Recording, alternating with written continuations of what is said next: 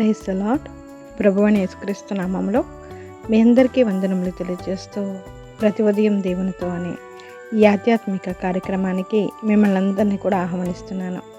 దేవుని యొక్క మహాకృపను బట్టి, ఆయన కాపుదలను బట్టి గడిచిన కాలం అంతా ఆయన సజీవ రెక్కల కింద మనల్ని కాచి కాపాడి ఈ ఉదయాన్నే లేచి ఆయన వాక్యాన్ని ధ్యానించుకోవడానికి, ప్రార్థనతో ఆయన్ని ఎదుర్కోవడానికి దేవుడు మనకు అనుగ్రహించిన ఈ ఉచితమైన కృపను బట్టి దేవునికే మహిమ కలుగును గాక. ఈ ఉదయకాలము దేవుడు మనతో మాట్లాడుతున్న శక్తివంతమైన మాట 4వ కీర్తన 1వ వచనము. ఇరుకులలో విశాలత కలుగజేయువాడు ఆయనే. ఆమేన్. నన్ను కరుణించిన ఆ ప్రార్థన అంగీకరించేవాడు ఆయనే. దేవునికి మహిమ కలుగును గాక.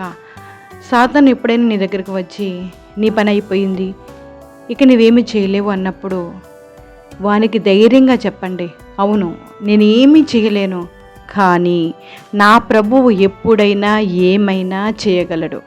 అటువంటి గొప్ప దేవుణ్ణి నేను సేవిస్తున్నాను, ఆయన నా పక్షాన్ని నుండి నాకు మార్గాన్ని తెరుస్తాడు అనే దృఢ విశ్వాసముతో విశ్వాసయాత్రలో ముందుకు సాగుతాము. నేను అరణ్యంలో త్రోవ కలగజేయుచున్నాను అని యెషయా గ్రంథం ద్వారా దేవుడు మాట్లాడుతున్నారు. ఏ దారి కానరానప్పుడు దేవుడు ఎర్ర సముద్రాన్ని రెండుగా చీల్చారు. శిష్యులు మునిగిపోతున్నప్పుడు యేసయ్య నీళ్లపై నడిచి వచ్చి రక్షించారు. తినడానికి ఏమీ లేనప్పుడు 5 రొట్టెలను 2 చేపలను అనేక వేల మందికి యేసయ్య పంచారు. బంధింపబడిన పేతురుని విడిపించారు. మంటలో నుండి నీళ్లను అనుగ్రహించి దాహము తీర్చారు. ఈరోజు నీకు నాకు కూడా ఇరుకలలో విశాలత ఆయన కలగజేస్తున్నాడు. ఆయన మనల్ని కరుణిస్తున్నాడు. మన ప్రార్థన అంగీకరిస్తున్నారు. దేవునికే మహిమ కలుగునగాక. ఒక ప్రాంతంలో ఒకానొక సమయంలో ఒక తల్లి కొడుకు కలిసి చిత్రపటముల ప్రదర్శనశాలకు వెళ్ళారు. అంటే ఫోటో ఎగ్జిబిషన్కి వెళ్ళారు. అక్కడ రకరకాల ఫొటోస్ ఎగ్జిబిషన్లో పెట్టబడి ఉన్నాయి. స్వతహాగా ఆ అబ్బాయి చెస్ బాగా ఆడతారు. ఒక చిత్రకారుడు చెస్ గేమ్ ఆడుతున్నటువంటి ఒక చిత్రాన్ని చిత్రీకరించి అక్కడ పెట్టాడు. ఆ పటంలో ఓ ముసలి వ్యక్తి సైతానుతో చెస్ ఆడుతున్నట్టుగా ఉంది.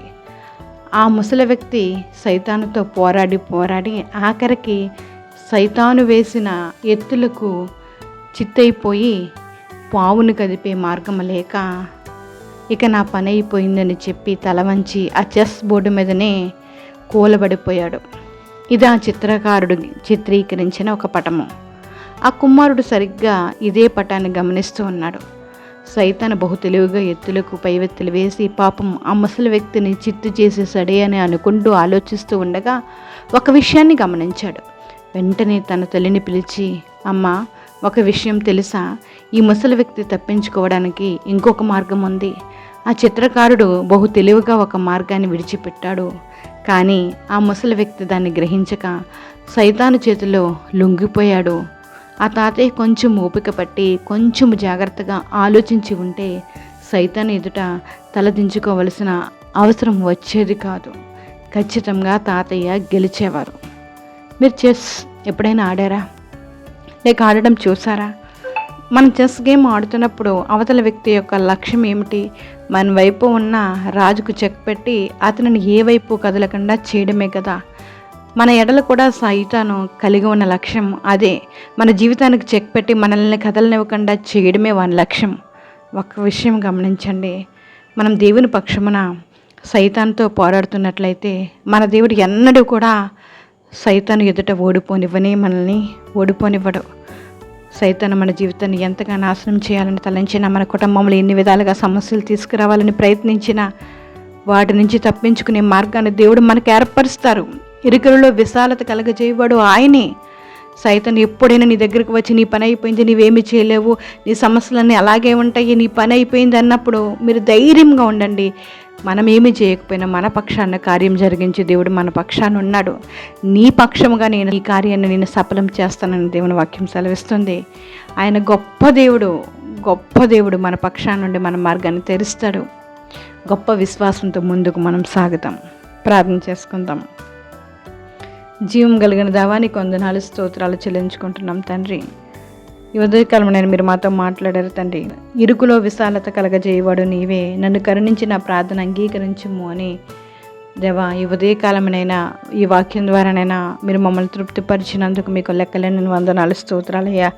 నిజమే తండ్రి, మా కుటుంబాల్లో సమస్యలు తలెత్తినప్పుడు మార్గాలు లేవు అని మేము బాధపడుతున్న సమయంలో మాకు మార్గాన్ని కలగజేయవాడు నీవే ప్రభువా. ఇరుకులలో విశాలత కలగజేస్తున్నావు తండ్రి, మీకు వందనాలు ప్రభువా. మా కుటుంబంలో ఎన్ని విధాలుగా సమస్యలు తీసుకురావాలని సైతాన్ని ప్రయత్నించిన వాటన్నిటిని తప్పించుకునే మార్గాన్ని మీరు మాకు ఏర్పరుస్తున్నారు ప్రభువా. మా ఇరుకుల్లో విశాలత కలగజేస్తున్నారు ప్రభువా. మీకు స్తోత్రాలు వందనాలు. ఈ ఉదయకాలం ప్రార్థనలో ఏకీభవిస్తున్న ప్రతి ఒక్కరిని జ్ఞాపకం చేసుకోండి అయ్యా. వారికి కావలసిన కాపుదల, కృప, ఆరోగ్యం, ఆయుస్సు, సమాధానం, నెమ్మదిని అనుగ్రహించండి. నిజంగా మొరపెట్టే వారికి మీరు సమీపంగా ఉన్నారు కదా ప్రభువా. ఈ ఉదయకాలం ఎవరైతే మీకు నిజంగా మొరపెడుతున్నారో వారి సమీపంగా ఉండి వారి ప్రార్థనను అంగీకరించి వారి ప్రార్థనకు జవాబును అనుగ్రహించండి. ఎవరైతే ఏ ఇబ్బందులతో ఉన్నారో, ఇరుకులతో ఉన్నారోనైనా వారి ఇరుకుల్లో విశాలత కలగజేయండి. ఇబ్బందులను తొలగించండి, సమస్యలను తొలగించండి, మంచి ఆరోగ్యాలు అనుగ్రహించండి అయ్యా. బలహీనంగా ఉన్న వారిని బలపరచండి, ఆరోగ్యం దయచేయండి తండ్రి. ఈ ఉదయకాలం దేని కొరకునైనా మీకు మొరపెడుతున్నారో వారిని జ్ఞాపకం చేసుకుని తండ్రి, వారికి కావలసిన కృపను నేను మీరు అందించండి అయ్యా. ఈరోజు ప్రయాణాలు చేస్తున్న ప్రతి ప్రయాణాన్ని జ్ఞాపకం చేసుకోండి అయ్యా. నీ రాకపోకలేంది యెహోవా నిన్ను కాపాడుననే వాగ్దానం నెరవేర్చండి. అందరికేమైనా దేవా స్తోత్రం, మీ కృపను వర్ధలింప చేయండి తండ్రి. అనేక మంది మంచాల మీదనైనా హాస్పిటల్లో పడి ఉన్నారు తండ్రి.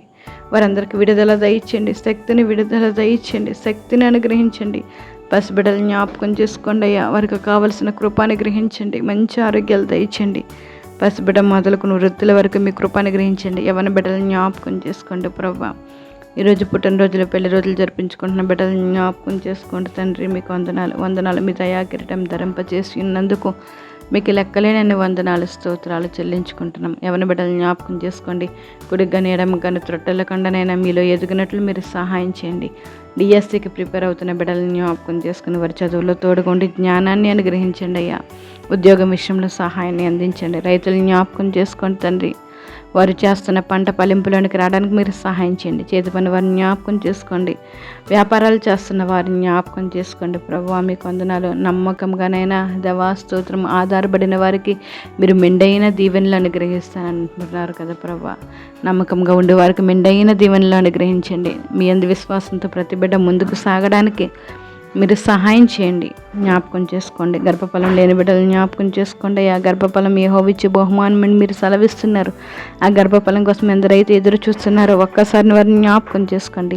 గర్భంతో ఉన్న బిడ్డలకు నెల నిండేంత వరకు మీ కాపుదల కృప అనుగ్రహించండి. నేను స్తోత్రం. బాలింతల్ని, పసిబిడ్డలని జ్ఞాపకం చేసుకోండి అయ్యా. స్కూల్కి వెళ్తున్న బిడ్డలను జ్ఞాపకం చేసుకోండి. మీ కృప అనుగ్రహించండి. ఈ ఉదయకాలం ప్రార్థనలు ఏకీభవిస్తున్న ప్రతి ఒక్కరిని మీరే జ్ఞాపకం చేసుకుని మా నోటి మాటలు, హృదయ జ్ఞానం మీకు అంగీకారంగా ఉండడానికి మీరు సహాయం చేస్తారని, మాకు ఎల్లప్పుడూ నాయన మీరే తోడుకుంటారని, సమస్త ఘనత, మహిమ, ప్రభావాలు మీరు పొందుకుంటారని ప్రభునేస్తు నామంలో అడుగు వేడుకుంటున్నాం మా పరమ తండ్రి. ఆమెన్. Praise the lord.